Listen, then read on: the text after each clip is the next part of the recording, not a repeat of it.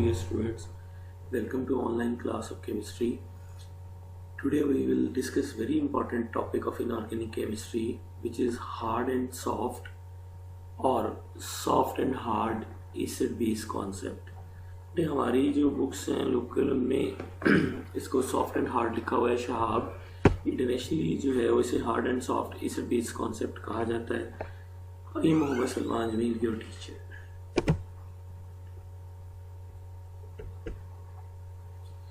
ये ब्रीफली जो है वो थोड़ा सा पिछले टॉपिक को रिवाइज किया गया है. Acids and basis. एसिड्स क्या होते थे बेटे? हम कहते थे कि जिनका सॉर टेस्ट हो. ठीक है. आर्हेनियस कॉन्सेप्ट के अकॉर्डिंग वो तमाम सब्सटेंसेस जो वाटर में डिसॉल्व होते हैं और हाइड्रोनियम आयन बनाते हैं या उसकी कंसंट्रेशन इंक्रीज करते हैं, वो एसिड्स हैं. ब्रॉन्स्टर-लॉरी कॉन्सेप्ट के मुताबिक जितने भी प्रोटॉन डोनर्स हैं वो एसिड्स हैं. लुईस कॉन्सेप्ट के मुताबिक जितने भी इलेक्ट्रॉन पेयर एक्सेप्टर्स हैं वो क्या हैं? एसिड्स हैं. Bases are bitter tasting and slippery to touch होती हैं. ठीक है. जैसे आप सूप वगैरह को टच करें तो वो सोप्स जो हैं वो स्लिपरी टू टच है. आर्हेनियस कॉन्सेप्ट के मुताबिक वो तमाम सब्सटेंसेस जिनको वाटर में डिसॉल्व करें तो हाइड्रोक्सिल आयन कंसंट्रेशन बढ़े, वो आर्हेनियस बेसिस हैं. लॉरी ब्रॉन्स्टेड के मुताबिक जितने भी प्रोटॉन एक्सेप्टर्स हैं और लुईस कॉन्सेप्ट के मुताबिक जितने भी इलेक्ट्रॉन डोनर हैं वो एसिड्स हैं.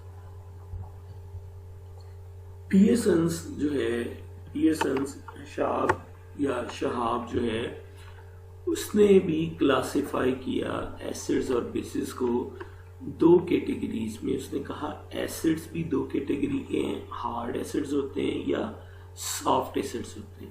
इसी तरह बेसिस भी दो कैटेगरीज की हैं, या हार्ड होंगी या फिर सॉफ्ट होंगी. अब ये क्लासिफिकेशन किन बेसिस पे की गई? तो ये पोलराइजेबिलिटी को यूज करते हुए क्लासिफाई किया गया था. इसलिए फर्स्ट ऑफ ऑल हम टर्म पोलराइजेबिलिटी ही पढ़ने जा रहे हैं. एफएससी में फर्स्ट ईयर में हम पढ़ते थे कि पोलराइजेबिलिटी क्या होती है? Extent to which electronic cloud is distorted. कितना बिगाड़ आ सकता है क्लाउड में, कितनी शेप वो अपनी चेंज कर सकता है. बेटे वेरी सिंपल सी एग्जांपल है. अगर आपके पास रबर बैंड हो, एक छोटे साइज का हो, एक बड़े साइज का थोड़ी ज्यादा चौड़ाई वाला, किसको ज्यादा स्ट्रेच कर सकते हैं आप? डेफिनेटली बड़े वाले को. इट मींस बड़े वाला ज्यादा स्ट्रेच पे जाएगा तो अपनी शेप में चेंज ज्यादा लाएगा. इट मींस उसकी पोलराइजेबिलिटी ज्यादा होगी. जो छोटे साइज की रबर बैंड है उसको आप एक लिमिट तक थोड़ा सा स्ट्रेच करेंगे फिर वो टूट जाएगी. इट मींस उसकी पोलराइजेबिलिटी कम होगी. ये प्रॉपर्टी प्रोमिनेंट है किनमें? नॉन पोलर मॉलिक्यूल्स में. ठीक है. आपने पढ़ा हुआ है पोलर वो होते हैं जिनमें इलेक्ट्रोनेगेटिविटी डिफरेंस एग्जिस्ट करता है. जिनमें डिफरेंस ना होने के बराबर हो, 0 से 0.4 हो, उनको बोलते हैं नॉन पोलर मॉलिक्यूल्स. हमें इसका आइडिया कैसे आया कि नोबल गैसेस का जब आप डाउन द ग्रुप मूव करते हैं तो साइज बढ़ता है. साइज के बढ़ने से उनकी फिजिकल स्टेट जो है वो हैलोजेंस की चेंज हो जाती है और नोबल गैसेस का बॉइलिंग पॉइंट इंक्रीज करता है. हालांकि नोबल गैसेस कोई बॉन्ड नहीं बनाती, इनमें और कोई फोर्स नहीं है. तो यहाँ से आइडिया आया कि इनकी क्योंकि साइज बढ़ने से पोलराइजेबिलिटी बढ़ती है, जिसकी वजह से जो फोर्सेस हैं उनकी स्ट्रेंथ में चेंज आती है. इसका मतलब है साइज और पोलराइजेबिलिटी डायरेक्टली रिलेटेड है. इलेक्ट्रॉन्स जितने, याद रखें, जितना साइज बड़ा होगा, इलेक्ट्रॉन न्यूक्लियस के करीब होंगे या दूर होंगे? दूर होंगे. जितना दूर होंगे उतना उनको डिस्टॉर्ट या स्प्रेड करना क्या हो जाएगा? इजी हो जाएगा. That is electronic cloud is no more symmetrical around the nucleus. पहले न्यूक्लियस की हर साइड पे इलेक्ट्रॉन थे, अब सिमेट्री नहीं रहेगी. एक साइड पे इलेक्ट्रॉन्स हो जाएंगे, एक साइड पे न्यूक्लियस. फॉर एग्जाम्पल आपके पास हाइड्रोजन या लिथियम है जिनमें 1 या 3 इलेक्ट्रॉन है, तो उनको तो डिस्टॉर्ट करना बहुत मुश्किल है क्योंकि थोड़े से इलेक्ट्रॉन है, छोटा सा साइज है, तो उनको तो आप डिस्टॉर्ट नहीं करवा सकते. लेकिन अगर सीसीएम हो तो उसकी पोलराइजेबिलिटी ज्यादा होगी, इसको पोलराइज करना आसान होगा. क्यों? क्योंकि उसका साइज बड़ा है, उसमें 7 शेल्स हैं. Greater positive charge on nucleus, more close to nucleus, electrons are more close to nucleus and less polarized or distort. It means अगर न्यूक्लियर चार्ज और पोलराइजेबिलिटी को देखें तो इनवर्सली रिलेट करती है। जितने प्रोटॉन्स बढ़ेंगे उतना वो इलेक्ट्रॉन्स को अट्रैक्ट करके न्यूक्लियस के पास रखेंगे, डिस्टॉर्ट नहीं होने देंगे। पोलैरिटी परमानेंट प्रॉपर्टी होती है जो इलेक्ट्रोनेगेटिविटी डिफरेंस की वजह से होती है, जैसे HCl में एग्जिस्ट कर रही है, क्योंकि क्लोरीन की इलेक्ट्रोनेगेटिविटी से ज़्यादा है तो इस पे पार्शियल नेगेटिव और हाइड्रोजन पे पार्शियल पॉजिटिव। तो इस तरह जो ये फोर्सेस डेवलप हो रही हैं वो डाइपोल डाइपोल फोर्सेस हैं और इस टर्म को पोलैरिटी बोलते हैं। तो पोलराइजेबिलिटी को फर्दर एलेबोरेट किया है, capacity of a group of atoms in a molecule and ion to polarise its electron. Distort करने की एबिलिटी है। देखिए ना, ये नाइट्रोजन है, इसकी सराउंडिंग में हाइड्रोजन है, ये तो पॉजिटिव चार्जेस है ना, तो ये तो उसकी क्या होगी, पोलैरिटी होगी कि already partial positive partial negative charges exist कर रहे हैं। लेकिन अगर ये अपने क्लाउड को जितना ज्यादा डिस्टॉर्ट करेगा, सेपरेट करेगा, वो उसकी क्या कहलाएगी, पोलराइजेबिलिटी। स्पीशीज दो तरह की इसका मतलब हो गई है, एक हार्ड टू पोलराइज है, एक सॉफ्ट टू पोलराइज है। Less easily polarise species electrostatic ionic interaction देती है, यानी जो पोलराइज नहीं होगी, जिसका चार्ज स्प्रेड नहीं होगा, वो आयनिक इंटरेक्शंस को प्रेफर करती है, आयनिक बॉन्डिंग को प्रेफर करती है। और जिसका चार्ज जितना ज्यादा पोलराइज होगा वो उतना ज्यादा कोवलेंट को प्रेफर करती है। सिंपली बेटे देखें, इसका क्लाउड डिस्टॉर्ट हुआ permanently, positive negative charges partial आए, परमानेंट चार्जेस आए, तो हम कहते हैं कोवलेंट बॉन्ड में आयनिक कैरेक्टर आ गया, यानी आयनिक इंटरेक्शंस प्रेफर होने शुरू हो गए। और अगर ये चार्जेस ना होते, जैसे हाइड्रोजन का मॉलिक्यूल है, तो फिर सॉफ्ट होने थे, यानी इजीली पोलराइज होने शुरू हो जाने थे नॉन पोलर मॉलिक्यूल, और फिर शेयरिंग ऑफ इलेक्ट्रॉन क्या होनी थी, प्रेफर हो जानी थी। तो हशाब या शहाब कॉन्सेप्ट है क्या? कि आपने लुईस कॉन्सेप्ट पढ़ा। Lewis concept involve coordinate covalent bond, ठीक है, कि एसिड ने इलेक्ट्रॉन पे एक्सेप्ट किया, बेस ने डोनेट किया और कोऑर्डिनेट बॉन्ड बन गया। लिमिटेशन क्या है? ना तो ये हमें आइडिया देता है स्टेबिलिटी ऑफ बॉन्ड का, कि बॉन्ड स्टेबल बना एसिड बेस का, लेस स्टेबल बना, ना ही ये बताता है कि कौन सा एसिड किस बेस के साथ रिएक्ट करना प्रेफर करेगा। रॉल्फ पियर्सन ने हार्ड सॉफ्ट एसिड बेस या soft hard acid base principle दिया। Pearson suggested a simple rule for predicting the stability of complexes formed between hard and soft acids and bases. Simple rule क्या suggest किया? उसने कहा hard acids prefer to bind with hard bases। अभी हमने पढ़ा है कि जो hard होता है वो less polarized होता है, ठीक है, वो पोलराइज नहीं होता, वो आयनिक इंटरेक्शन प्रेफर करता है, तो लार्ज इलेक्ट्रोनेगेटिविटी डिफरेंस होगा इनमें, इसलिए ये आयनिक इंटरेक्शंस देंगे, आयनिक बॉन्ड बनाना प्रेफर करेंगे। बेस भी हार्ड है, एसिड भी हार्ड है, पोलराइज नहीं हो रहे, ये मींस उनकी पोलराइजेबिलिटी नहीं है, क्लाउड डिस्टॉर्टेड नहीं हो रहा, तो फिर वो आयनिक इंटरेक्शन प्रेफर कर रहे हैं। Soft acids prefer binding soft basis, क्योंकि इलेक्ट्रोनेगेटिविटी ऑलमोस्ट सेम होती है, डिफरेंस एग्जिस्ट नहीं करता या लो होता है, इसलिए कोवलेंट इंटरेक्शंस हो जाएंगे। अब प्रॉब्लम ये है कि अगर एसिड हार्ड है, बेस सॉफ्ट है, या एसिड सॉफ्ट है, बेस हार्ड है, फिर क्या होगा? तो ये मोस्टली पोलर कोवलेंट होता है and tend to be more reactive less stable, क्योंकि पोलैरिटी आ जाएगी, पोलैरिटी आने से उनकी स्टेबिलिटी नहीं रहती, वो रिएक्ट जल्दी करते हैं। हार्ड सॉफ्ट इंटरेक्शंस प्रिंसिपल, इसे हम कह देते हैं hard soft interaction principle. The Shah concept was converted to a quantitative by using idea of polarizability, यानी मेनली ये बेस polarizability पे कर रहा है, इसीलिए मैंने ये टर्म पहले एक्सप्लेन की। सॉफ्टनेस क्या है? पोलराइजेबिलिटी, जितना ज्यादा पोलराइज हो जाएगा। Larger and more neutral species the softer it is, यानी हमें अब आगे एग्जांपल्स देखेंगे, बहुत ज्यादा हैं, याद रखने में प्रॉब्लम आएगी, तो ये आइडिया मेनली है जिस पे हम बेस करेंगे कि जितने बड़े साइज की है न्यूट्रल है उतनी सॉफ्ट है, जितने छोटे साइज की है और उस पर चार्ज जितना ज्यादा है उतनी वो क्या होगी, स्पीशी हार्ड होगी। 4 थ्योरीज हैं जो हार्डनेस और सॉफ्टनेस को एक्सप्लेन करती हैं।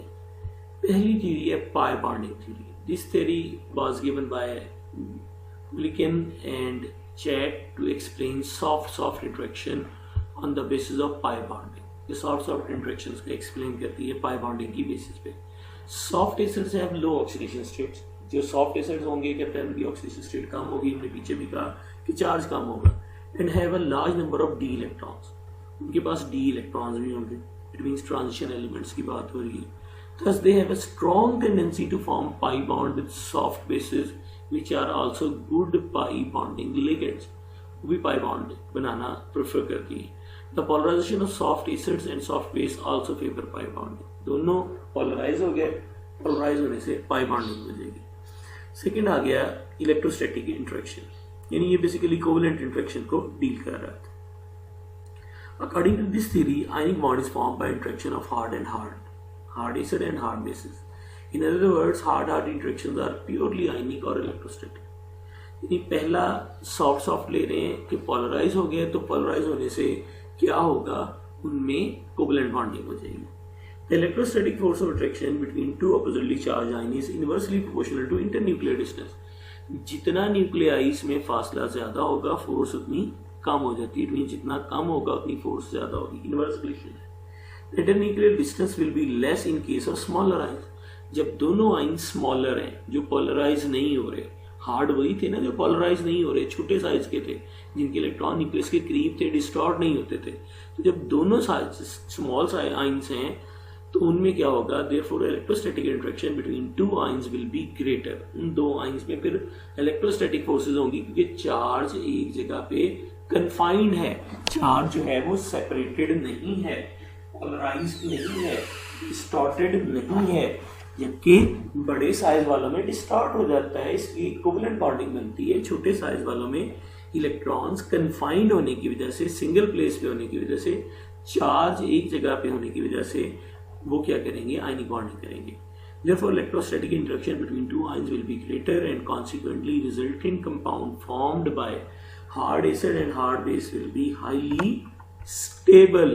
आयनिक बॉन्ड आपको पता है सबसे स्टेबल बॉन्ड होता है, तो इसलिए ये सबसे स्टेबल होंगे। थर्ड है polarizing power and polarizability. Covalent bond is formed by the interaction of soft acids and soft bases. तीसरा कॉन्सेप्ट अब ये आ गया। पहला था कि पाई बॉन्ड बनता है, तीसरा आ गया कि नहीं कोवेलेंट बॉन्ड बनता है। This is because the soft acid and soft bases have large size, बड़ा साइज है। The polarisation effects are therefore important to explain these interaction, यानी उनका क्लाउड डिस्टॉर्ट हो गया, स्प्रेड हो गया। Soft acids are generally transition metal ions having 6 or 10 और more d electron. Soft acids होंगे जिनमें 6 से ज्यादा डी सबशेल में इलेक्ट्रॉन होंगे। The D subshells are easily polarized, मतलब डिस्टॉर्ट हो जाएंगे। Therefore, complexes formed by soft acids and soft bases have covalent bonding and are stable. Electronegativiटी and hardness, ये ऑलरेडी मैंने ये बातें शुरू में जनरलाइज की थी 2 स्लाइड्स पीछे। यहाँ पे यही इंटरेक्शंस को जनरलाइज किया था, अब इनको मैं एक्सप्लेन कर रहा हूँ। Electronegativity and hardness and softness in general. Species with high electronegativity are जिनकी electronegativity ज्यादा है और जिनकी कम है वो क्या होंगे, soft. The relation between electronegativity and hardness helps to explain the fact that CF3 is considerably harder than CH3. क्यों? फ्लोरीन की electronegativity ज्यादा है, हाइड्रोजन की electronegativity कम है। BF3 हार्डर है और BH3 सॉफ्टर है। अगेन वही रीजन है कि फ्लोरीन की इलेक्ट्रोनेगेटिविटी ज्यादा है और हाइड्रोजन की इलेक्ट्रोनेगेटिविटी कम है। देखिए जी, हमने लुईस कॉन्सेप्ट पढ़ा कि जो इलेक्ट्रॉन पेयर रिसेप्टर्स हैं वो एसिड्स हैं। They may be positively charge ions और neutral molecules having incomplete octet. Metal cations जो हैं वो लुईस एसिड्स हैं। एसिड जो लुईस कॉन्सेप्ट में है वही इस कॉन्सेप्ट में भी एसिड ही, एसिड बेस में चेंज नहीं आ रहा। What are the characteristics of hard acids? The hard acids are cations with small size. ठीक है, हार्डनेस साइज से रिप्लेट करती है, जितना छोटा साइज है। ये लाइटर एलिमेंट्स हैं, साइज लेस देन 90 पिकोमीटर हो गया। लो पोलराइजेबिलिटी, जो पोलराइज नहीं होते, क्लाउड जिनका डिस्टॉर्ट नहीं होता। High charge, strongly solvated, solvated मतलब अगर आप किसी सॉल्वेंट में डिजोल्व करेंगे तो सॉल्वेट ज्यादा होते हैं। क्यों? क्योंकि छोटा साइज, ज्यादा चार्ज, इसका मतलब ज्यादा चार्ज डेंसिटी। जितनी चार्ज डेंसिटी ज्यादा होती है, सॉल्वेंट के ज्यादा मॉलिक्यूल उसको क्या करते हैं, सराउंड करते हैं। लो इलेक्ट्रोनेगेटिविटी, इलेक्ट्रोनेगेटिविटी जो है वो इस रेंज में होगी। And low electron affinity, electron के लिए अफिनिटी भी नहीं होगी, इलेक्ट्रॉन गेन करना प्रेफर नहीं करते। Wherever different oxidation states are possible, the hard acids are cations of higher oxidation state. अगर एक एलिमेंट की 2-3 ऑक्सीडेशन स्टेट्स हैं तो हायर वाली स्टेट क्या होगी, हार्ड होगी। Hard acids do not possess large number of valence electrons, valence shell में इलेक्ट्रॉन्स की तादाद क्या होगी, कम होगी, क्योंकि ज्यादा होंगे तो फिर तो ये पोलराइज हो जाएंगे। एग्जांपल्स जनरली क्या होती हैं, जितनी अल्कली मेटल आयंस हैं, अल्कलाइन अर्थ मेटल आयंस हैं, बाकी इसके अलावा जो ग्रुप 3 के एलिमेंट्स हैं जो जिनका इनकम्प्लीट ऑक्टेट होता है, बोरॉन, एल्यूमिनियम वगैरह, इस तरह सिलिकॉन है, लाइटर ट्रांजिशन एलिमेंट्स हैं, टाइटेनियम है, क्रोमियम है, आयरन है, ये हमारे क्या हैं, सारे हार्ड एसिड्स हैं। सॉफ्ट एसिड्स क्या हो गए, ऑपोजिट टू हार्ड एसिड्स हो जाएंगे, ठीक है, जिनका साइज बड़ा होगा, ग्रेटर देन 90 पिकोमीटर होगी, जिन पे चार्ज कम होगा, जिनकी पोलराइजेबिलिटी ज्यादा होगी, इजीली पोलराइजेबल हो जाएगी। इंटरमीडिएट इलेक्ट्रोनेगेटिविटी है 1.9 से 2.5 तक। कीटाइंस हैव यूजुअली जीरो और लोअर ऑक्सीडेशन स्टेट, यानी या तो जीरो में होंगे या फिर लोअर में होंगे। और अगर एक मेटल की 3-4 ऑक्सीडेशन स्टेट्स हैं तो लोअर वाली क्या होगी, सॉफ्ट एसिड होगा। Soft acids have usually large number of valence electrons. Examples क्या हैं, heavy transition metal ions as in second and third row such as mercurous, radium, cadmium etcetera, ये सारी हमारी जो है वो सॉफ्ट एसिड्स में आती हैं। Those in lower oxidation state जैसे कॉपर, सिल्वर, मर्करी वगैरह हैं, जिनकी ऑक्सीडेशन स्टेट कम है। जाहिर है जब ऑक्सीडेशन स्टेट कम है इट मीन्स इनके पास इलेक्ट्रॉन्स भी ज़्यादा हैं, साइज भी बड़ा है, तो इनका क्लाउड डिस्पर्स हो जाएगा, डिस्टॉर्ट हो जाएगा। To summarise, soft acids are those which bind strongly with highly polarisable और अनसैचुरेटेड बेसिस। क्योंकि एसिड्स का एक्सेप्टर एटम का साइज बड़ा होता है, चार्ज कम होता है, क्लाउड डिस्टॉर्ट हो जाता है क्योंकि ज्यादा वैलेंस इलेक्ट्रॉन्स हैं और ये इजीली इलेक्ट्रॉन्स जो हैं वो क्या कर सकते हैं, रिमूव कर सकते हैं। इसलिए ये ऐसी बेसिस के साथ अटैच होना चाहते हैं जिनका बड़ा साइज है, जो इजीली पोलराइजेबल है या जो अनसैचुरेटेड बेसिस है। In general heavy transition metal ions and low valence metal ions, जो हैवी ट्रांजिशन मेटल एटम्स हैं या आयंस हैं जिनके पास लो वैलेंस इलेक्ट्रॉन्स हैं, वो इस कैटेगरी को बिलोंग करते हैं। टाइप्स, तो बेटे ये करेक्टरिस्टिक्स वही हैं जो मैं ऑलरेडी हार्ड और सॉफ्ट एसिड्स की आपको बता चुका हूँ। एक नया पॉइंट क्या है, हाई एनर्जी लोमो या low energy LUMO, lowest unoccupied molecular orbital, lowest unoccupied molecular orbitals क्या हैं ये भी आगे मैं एक्सप्लेन करता हूँ। तो ये हमारे पास इनकी टाइप्स हैं बेटे, कि ये हमारे पास एग्जांपल्स हैं। हार्ड एसिड्स जितने देखे हैं, अल्कली मेटल्स हैं, अल्कलाइन मेटल्स हैं, उसके बाद जो है ग्रुप 3 में से एल्यूमिनियम है, गैलियम है, इंडियम वगैरह है। तो जिन पे ज़्यादा चार्ज है, छोटा साइज है, वो इस कैटेगरी में आ रहे हैं। जिनका बड़ा साइज है या जिन पे चार्ज कम है तो वो मेटल्स या जीरो ऑक्सीडेशन स्टेट वाले, और बॉर्डर लाइन में आयरन +2, कोबाल्ट +2, निकल +2, जिंक +2 वगैरह आ रहे हैं।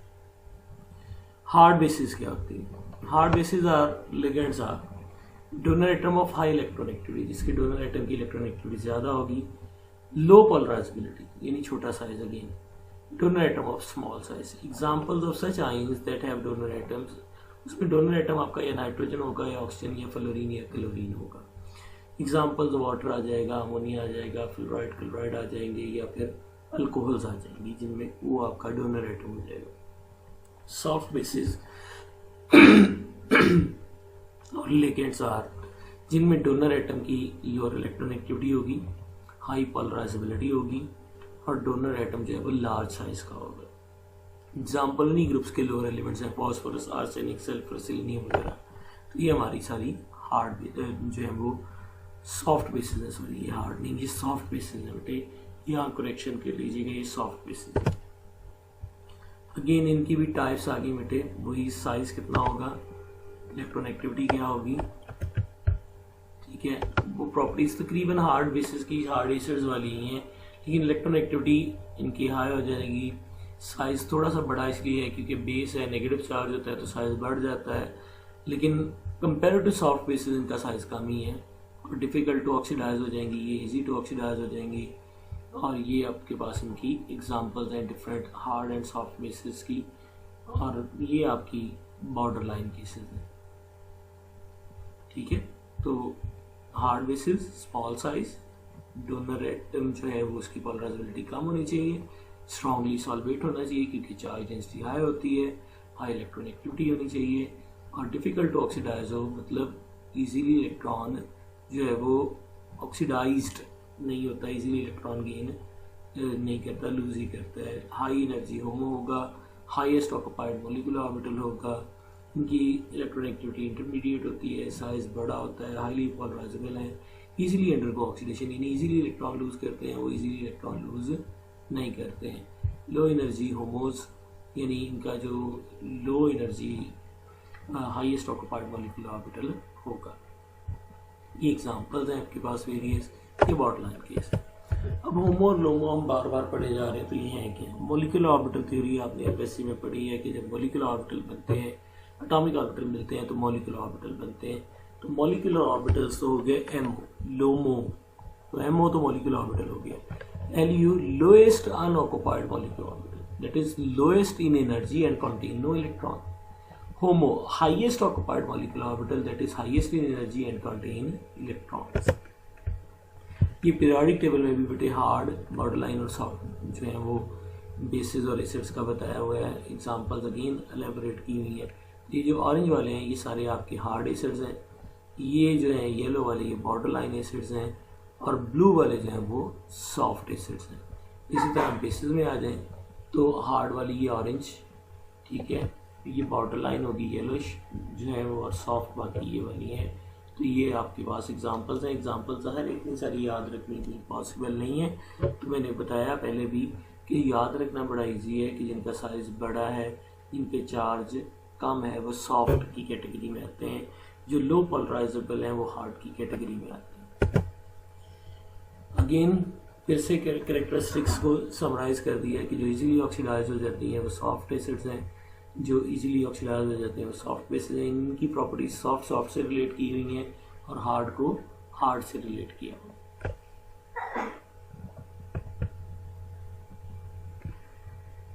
शार्प प्रिंसिपल जो है वो क्या कहता है, वो कहता है हार्ड एसिड प्रेफर करेगा हार्ड बेस को, सॉफ्ट एसिड प्रेफर करेगा सॉफ्ट को, यानी हार्ड सॉफ्ट को नहीं करेगा एसिड बेस को, और बेस एसिड को नहीं करेगी।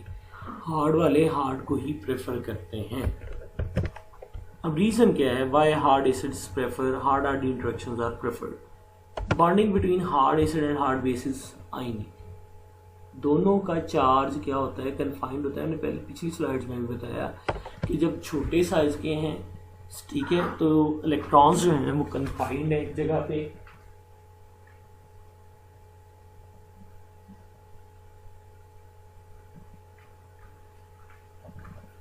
तो कन्फाइंड होते हैं। जब कन्फाइंड होते हैं तो फिर वो एक दूसरे को स्ट्रांगली अट्रैक्ट करते हैं, इलेक्ट्रोस्टैटिक फोर्सेस डेवलप हो जाती हैं। Electrostatic energy between positive and negative ion pairs is inversely proportional to internuclear distance, मतलब जितना डिस्टेंस कम होगा तो छोटे आयन्स में डिस्टेंस कम होता है, इसलिए इलेक्ट्रोस्टैटिक इंट्रैक्शन ज्यादा होते हैं, एनर्जी ज्यादा होती है। इट मीन जितना छोटा आयन होगा उतना इंटरन्यूक्लियर डिस्टेंस क्या होगा, कम होगा, उतनी इलेक्ट्रोस्टैटिक फोर्सेस क्या होंगी, ज्यादा होंगी, और जो कंपाउंड होगा वो हाईली स्टेबल होगा क्योंकि स्ट्रॉन्ग आयनिक बॉन्ड बनेगा। Electrostatic interaction can not explain soft interaction, क्यों नहीं कर सकते? Size of soft species are large, जब लार्ज होगा तो पोलराइजेशन हो जाएगी, पोलराइजेशन हो जाएगी तो कोवेलेंट करेक्टर आ जाएगा। Most of the soft acids have 6 to 10 d electrons in their configuration. These electrons get easily polarized, favoring covalent bonding between soft acid and soft bases, also easily polarizable due to large size. मतलब soft होगा तो covalent होगा, hard होगा तो आयनिक होगा, आयनिक ज्यादा stable होता है कंपेयर टू कोवलेंट, इसी को एक एग्जांपल के जरिए मैंने पहले भी एक्सप्लेन किया स्टार्ट की स्लाइड्स में, ये वाला यहाँ यही बताया था कि हार्ड एसिड क्यों करता है, क्योंकि आयनिक इंट्रैक्शन होता है। सॉफ्ट से क्यों करता है, क्योंकि कोवलेंट होता है। तो वही मैंने दोबारा से रिपीट किया है बात वहां पे अगेन। तो यही बात हम यहाँ पे कर रहे हैं कि सॉफ्ट जो है वो कंपैरेटिवली क्या होते हैं, कोवलेंट होते हैं। इसको एक फर्दर एग्जांपल से एलेबोरेट करते हैं। पियर्सन्स प्रिंसिपल क्या हो गया जी? हमने कहा जी हार्ड को प्रेफर करेगा, सॉफ्ट को प्रेफर करेगा। Formation constant with halide ions for a representative hard, soft and intermediate metal ion. हमने 3 कैटेगरीज के आएंगे। सिल्वर हमारा सॉफ्ट है, लेड इंटरमीडिएट है और आयरन प्लस जो है वो हार्ड है। देखिए सिल्वर को जब फ्लोराइड से मिलाया तो जो कांस्टेंट की वैल्यू है 3.3 है। क्लोराइड और ब्रोमाइड से 4.7 तक चलेगी और आयोडाइड से 6.6। इट मीन्स किसके साथ इसका कांस्टेंट सबसे ज़्यादा आया, ज़्यादा बेटर इंट्रैक्शन किसके साथ हुआ, सॉफ्ट का। ये इंटरमीडिएट है। अगेन आपने फ्लोराइड से मिलाया 0.9, फिर 1.1 और जब आपने आयोडाइड से मिलाया 1.3। इट मीन्स ये भी इंटरमीडिएट आयन था तो इसने भी सॉफ्ट के साथ ही प्रेफर किया। हार्ड आयन लिया तो हार्ड ही जो फ्लोराइड आयन है, यानी हार्ड एसिड लिया तो हार्ड ही बेस के साथ वो इंटरेक्ट करके 1.4 है। अगर हम सॉफ्ट बेसिस यूज कर रहे हैं तो वैल्यूज बहुत लोअर आ रही है।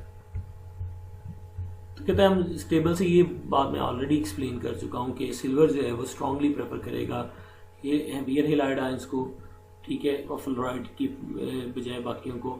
इसी तरह आयरन जो है वो फ्लोराइड को प्रेफर करेगा बाकियों से, और इंटरमीडिएट जो है वो नो स्ट्रॉन्ग प्रेफरेंस शो करेगा। ये अब आपको बता दिया पीरियोडिक टेबल में हार्डनेस किधर को बढ़ रही है, लेफ्ट राइट बढ़ रही है, nitrogen oxygen fluorine. Down the group hardness जो सॉफ्टनेस बढ़ेगी, हार्डनेस क्या हो जाएगी, कम हो जाएगी। और अप द ग्रुप क्या होगा, हार्डनेस बढ़ेगी यानी सॉफ्टनेस कम हो जाएगी। और राइट टू लेफ्ट जब आप जाएंगे तो फिर क्या होगा, अगेन सॉफ्टनेस इंक्रीज करेगी। नेक्स्ट है एप्लीकेशंस ऑफ शार्प कॉन्सेप्ट या soft hard and soft acid based concept. पहला है स्टेबिलिटी ऑफ कॉम्प्लेक्स बताते हैं। A complex would be more stable if metal and ligand both are hard. ये भी हमने देखा भी है। तो क्वेश्चन है कि why silver iodide is stable but silver fluoride is not. ये आपके पास है जी, ये सॉफ्ट एसिड है, सॉफ्ट बेस है तो मोर स्टेबल होगा।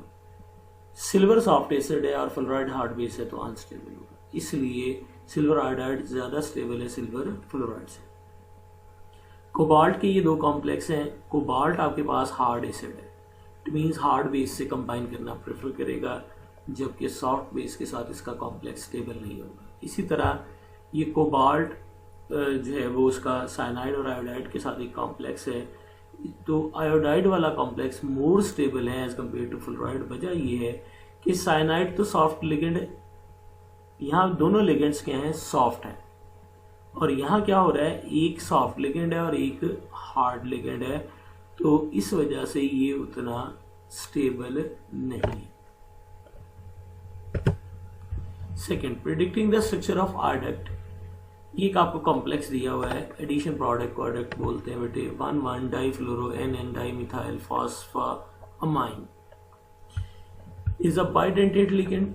क्यों? क्योंकि नाइट्रोजन से भी डोनेशन हो सकती है, फास्फोरस से भी, दोनों पे लोन पे मौजूद है। Both BH3 and BF3 combine with ligand to form an adduct. इसके साथ BH3 भी इन दोनों के साथ कंबाइन कर सकता है, BF3 भी, दोनों इलेक्ट्रॉन डेफिशिएंट मॉलिक्यूल्स हैं। BF3 is hard and BH3 is soft acid and PF2 is soft base। इनमें बताया कि BF3 हार्ड एसिड है, BH3 सॉफ्ट एसिड है और PF2 क्या है, सॉफ्ट बेस है। अब सॉफ्ट बेस सॉफ्ट एसिड को प्रेफर करेगी। इट मींस PF2 के साथ अटैचमेंट किसकी हो गई, BH3 की। ये सॉफ्ट एसिड है, ये सॉफ्ट बेस है, प्रेफरेंस होगी।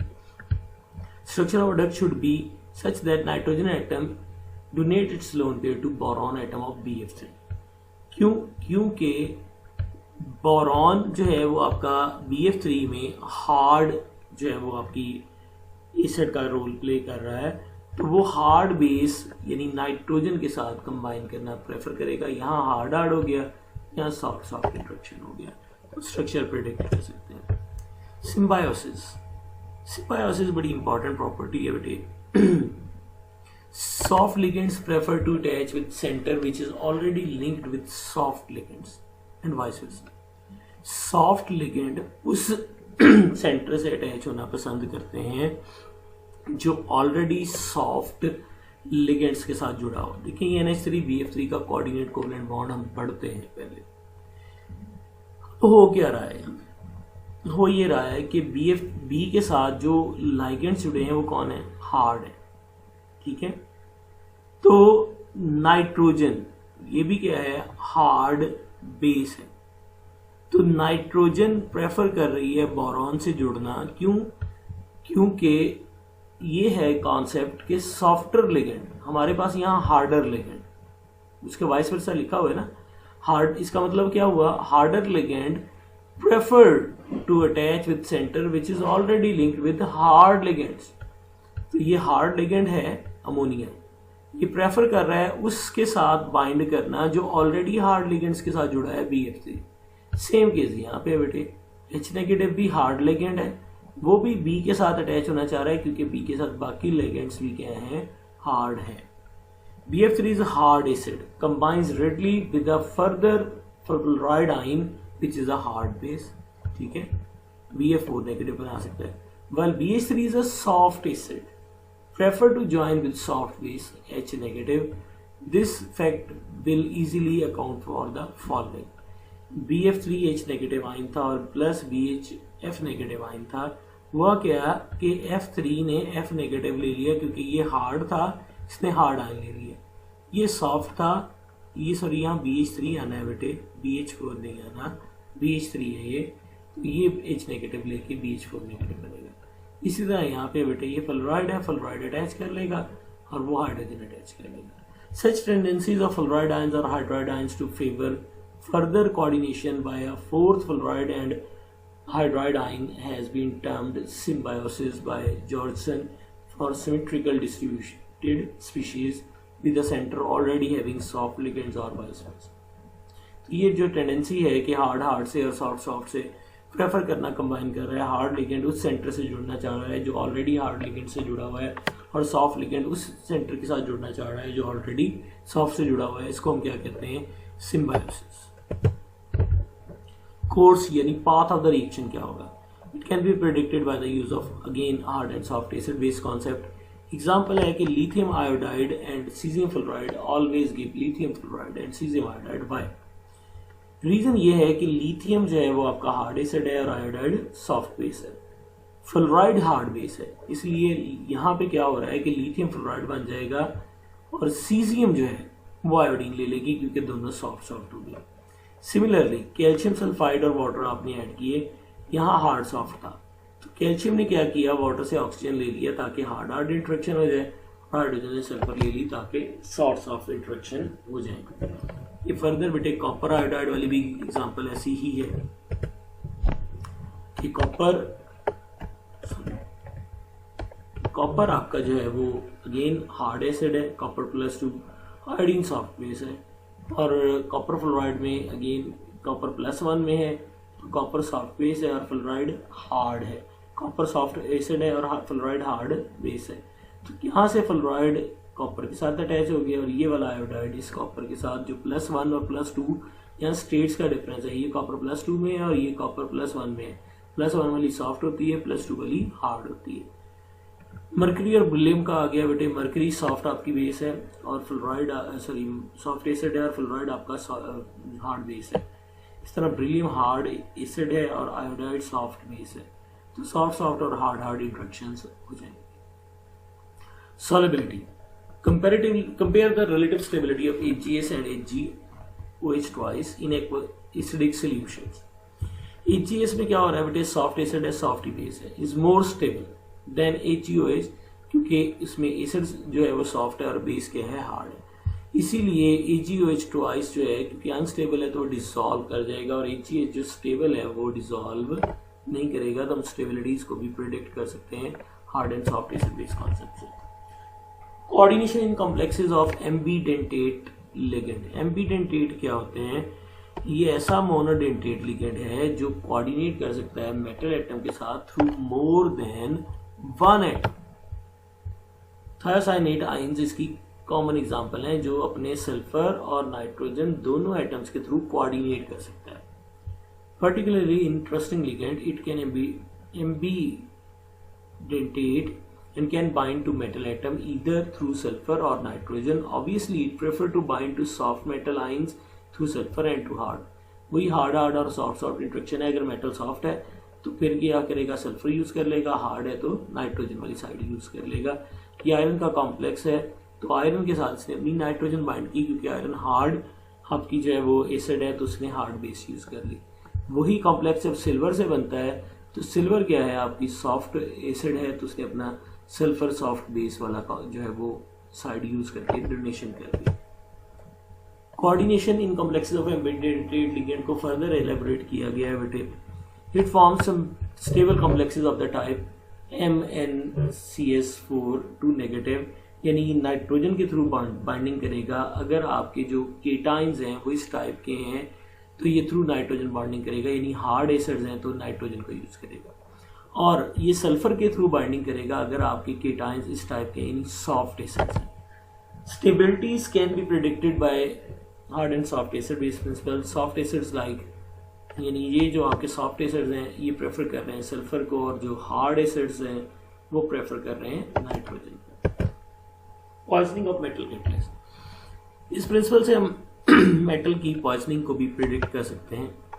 सम मेटल्स लाइक जो निकल प्लेटिनम वगैरह हैं जो सॉफ्ट एसिड्स हैं वो कैटलिस्ट का काम करते हैं. These metals can easily be poisoned by substances like carbon monoxide, unsaturated hydrocarbon, phosphorus, arsenic containing ligands. Poisoning क्यों हो रही है, कहते हैं is attributed to the soft acid soft base interaction between soft metal ion and soft ligands.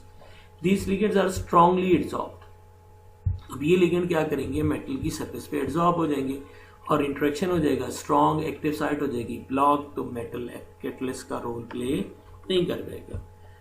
These soft acids catalysts are not affected by hard bases. अगर इसकी बजाय कोई इम्प्योरिटी, कोई ऐसा एटम आ जाए तो इंट्रैक्शन डेवलप नहीं होता, एक्टिव साइट ब्लॉक नहीं होती. Occurrence of metals in nature. आपको मैग्नीशियम, कैल्शियम, एल्यूमिनियम जो है वो कार्बोनेट्स और ऑक्साइड्स की फॉर्म में मिलती हैं.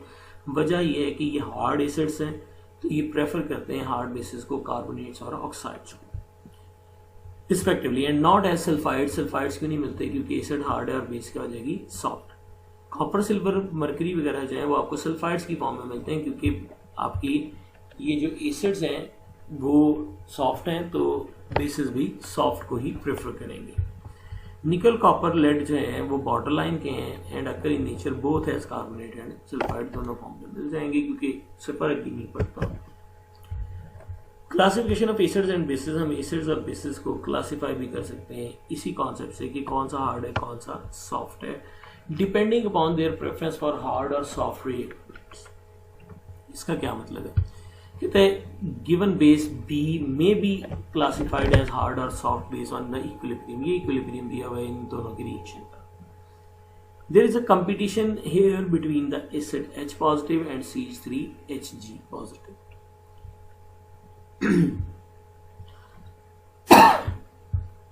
If B is soft, then to the right. अगर B is soft base, ठीक है, तो फिर क्या होगा, B इसके साथ अटैच हो जाएगी और प्रोटॉन लूज हो जाएगा. और अगर B हार्ड है तो फिर रिएक्शन इधर से इधर शिफ्ट होना है. मतलब क्या होगा कि B प्रोटॉन एक्सेप्ट कर लेगी, हार्ड को प्रेफर करेगा. B हार्ड बेस है, H हार्ड एसिड है तो B प्रेफर करेगी और ये वाला प्रोडक्ट बना लेगी. अगर सॉफ्ट हुई तो उसको अटैचमेंट नहीं होगी, अगर B हार्ड हुई तो फिर अटैचमेंट होके इधर को चला जाएगा. एग्जाम्पल एक और लेते हैं. R2SH negative is a soft base and it will combine with soft acid CH3H positive. ये एसिड सॉफ्ट है, ठीक है, ये सॉफ्ट एसिड था. तो अगर तो बेस भी सॉफ्ट हुई तो फिर ये आपस में मिल गए और ये इंट्रैक्शन हुआ था. और अगर बेस हार्ड हुई तो फिर बेस और ये मिल गए और इंट्रैक्शन ये वाला हो गया. इसी तरह यहाँ पे है and the forward reaction is favoured. Example देखें, ये सॉफ्ट बेस है, ये सॉफ्ट एसिड. तो फिर क्या हुआ कि ये आपस में इंटरेक्ट कर गए और एसिड ने हार्ड एसिड वाला प्रोटॉन रिमूव हो गया. On the other hand ammonia is hard base, आपने इसी में अमोनिया डाल दी, फिर क्या होगा, ammonia hard base and will combine with hard acid H positive. Ammonia इसके साथ अटैच थी तो हार्ड एसिड से उसने कंबाइन करके अमोनिया वाइन दे दिया आपको, यानी इंट्रैक्शन ये वाला हो गया, अमोनिया वाइन दे दिया और ये जो है वो सेपरेट आउट हो गया। ठीक है, ये इंट्रैक्शंस क्लियर हैं या नहीं? यहाँ पे भी हो ये रहा है, ये सॉफ्ट आपका है, ठीक है, सॉफ्ट एसिड है। अब जाहिर है ये अगर तो बेस सॉफ्ट हुई तो उसको अटैच करेगा, और अगर ये बेस हार्ड हुई तो बेस फिर इसको अटैच करके बैकवर्ड आ जाएगी, यहाँ आ जाएंगे। ये भी सॉफ्ट है, ये भी सॉफ्ट है, तो इनकी अटैचमेंट हो गई, ये प्रोडक्ट बन गया और हार्ड वाला प्रोटॉन रिमूव हो गया। लेकिन अगर अमोनिया आती है, अमोनिया हार्ड थी, फिर क्या हुआ, फिर अमोनिया इसके साथ अटैच थी, यानी ये रिएक्शन अगर हो गया तो अमोनिया हार्ड एसिड के साथ अटैच होना प्रेफर करेगी और रिएक्शन बैकवर्ड मूव कर जाएगी, हार्ड इंट्रैक्शन प्रेफर हो गया। तो कॉल स्कीम और precipitation reactions and qualitative analysis, ये आपने सॉल्ट एनालिसिस पढ़े हुए हैं एफएससी में बेटे। A series of chemical reactions used to separate and identify the presence of dozens of metal ions is based largely on hard and soft interaction. इन्हीं पे base करती है ये। Soft metal ions are precipitated as chlorides or sulfides. देखें ये group 1 है, ये chlorides की फॉर्म में प्रेसिपिटेट हो गया। ग्रुप 2 वाले सॉफ्ट है, ये बॉर्डर लाइन है, 3 वाले सॉफ्ट है, ये बॉर्डर लाइन है, तो वो क्या बन गए, सल्फाइड्स बन गए। जबकि जो हार्डर होंगे वो कार्बोनेट्स बनाते हैं, जैसे 4 और 5 वाले कार्बोनेट्स बनाते हैं और उनकी प्रेसिपिटेशन नहीं होती क्योंकि सॉफ्ट को प्रेफर करता है। ये सॉफ्ट थे, इन्होंने इन मेटल आयंस ने क्या किया, सल्फाइड आयन सॉफ्ट बेस को प्रेफर करके और उसके साथ अटैच करके ये क्या हो गया, प्रेसिपिटेट। लिमिटेशन क्या है इनकी, when both the strengths of acids and bases are and hardness softness are not significantly different, ये हार्ड है, तो ये हार्ड सॉफ्ट है, ठीक है। इनके रिएक्शन से क्या होगा, अगर रिएक्ट कर दें तो सॉफ्ट हार्ड और हार्ड सॉफ्ट हो जाएंगे। इक्विलिब्रियम की वैल्यू 10⁻³ है। इसके ऑपोजिट अगर आप ये रिएक्शन लेते हैं तो इक्विलिब्रियम ग्रेटर देन 10⁻7 है, ग्रेटर देन 10⁻7 है। अगर तो डिफरेंट नहीं है तो फिर तो अभी हो रहा है प्रिंसिपल। अब लिमिटेशन क्या है, ऑल्दो हार्ड सॉफ्ट इंट्रैक्शन जो हैं यूजफुल प्रिंसिपल है, yet many reaction cannot be explained with the help of this। ये केस है आपके पास, इसके इक्विलिब्रियम की वैल्यू 10⁻4 है, SO3 और HF मिले, ठीक है, हार्ड एसिड हार्ड बेस थी, इनके रिएक्शन से ये प्रोडक्ट बना, इसी को दोनों फॉर्म में दिया हुआ है। which proceed to the right, hard acid combines with soft borderline base to form this one which is a stable ion। कैसे पता चला, इक्विलिब्रियम की वैल्यू से, यानी हार्ड एसिड था वो सॉफ्ट या बॉर्डरलाइन बेस से कंबाइन कर गया, तो इसकी कोई रीजन हमारे पास नहीं है। तो लिमिटेशंस में ही फर्दर है, hard and soft classification is useful no doubt but it is some tricky limitations. Prime limitation क्या है, concept is that it is widely general and has no direct quantitative scale कि कौन सा strong है कौन सा weak है। The inherent acid base strengths are not accounted, for example OH F negative are both hard bases whereas OH negative is nearly 10⁻13 times stronger base। वही quantitative हम इनमें differentiation या correlation नहीं कर पा रहे कि कौन सॉफ्ट है और कौन, सॉरी कितना सॉफ्ट और कितना हार्ड है। Sometimes hard soft principle fails to keep parity with the inherent acid base strengths। For example CH3 plus H positive ये बन गया। This reaction must be favored in view of soft combination between CH3 and H negative, but in actual practice the combination is endothermic।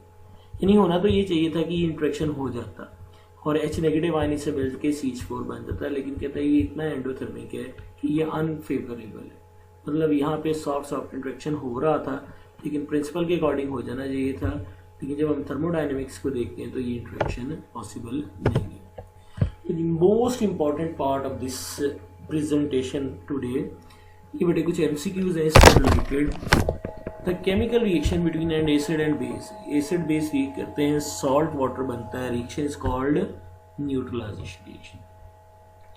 Pearson divided the Lewis acids and bases on the concept. बार बार हमने start यहाँ से किया था, किस पे base करता है? पोलराइजेशन के, पोलराइजेबिलिटी के कॉन्सेप्ट। लुईस एसिड्स क्या होते हैं जी? लुईस एसिड्स, लुईस एसिड्स होते हैं electron pair acceptor, it means electron deficient होंगे।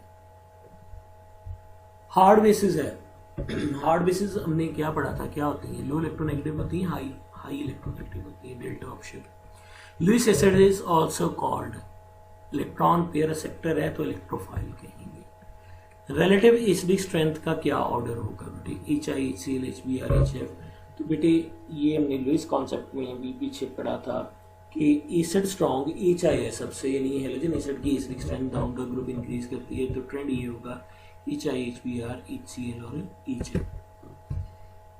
Within sharp principle hard acid क्या होगा जी? Hard acid is not very polarisable, क्योंकि छोटे साइज का होता है। Which of the following is not example of weak acid? इनमें से कौन सा वीक एसिड नहीं है? कार्बोनिक, लैक्टिक, ये सारे वीक हैं। सल्फ्यूरिक एसिड आपको पता है स्ट्रॉन्ग एसिड है। The interaction between hard acid, soft base और soft acid, hard bases are किस नेचर के होंगे? तो ये बेटे पोलर कोवलेंट बॉन्ड बनाते हैं, ये पीछे प्रेजेंटेशन में भी बताया हुआ है। According to Shahab theory, hard electrophile tends to react with hard nucleophile. Hard acid reacts with hard base. Option is delta. Base feels slippery. Conjugate acid base pair of HSO4 negative. Acid भी बताना है, acid बताने के लिए मैंने बताया था कि प्रोटॉन ऐड कर देते हैं, H2SO4 हो जाएगा, और बेस के लिए प्रोटॉन रिमूव कर देते हैं, वो SO4 नेगेटिव हो जाएगी। Option is Charlie. What happens when BF3 reacts with ammonia? तो BF3 और NH3 में कौन सा बॉन्ड बनता है? कोऑर्डिनेट कोवलेंट बॉन्ड बनता है। Find the conjugate acid. Acid पूछा है तो प्रोटॉन ऐड कर दें, अमोनिया होगी, चार्ली। Which acid is used in making pharmaceuticals? ग्रेटेली, तो एसिटिक एसिड जो है वो बड़े कॉमनली यूज होता है। The substance that completely ionises in aqua solution to give hydronium and anions are called. जो कंप्लीटली आयनाइज हो गया वो स्ट्रॉन्ग एसिड होगा बेटे। सॉफ्ट एसिड्स कौन से होते हैं जी? Soft acids. That's all for today's presentation. Thank you.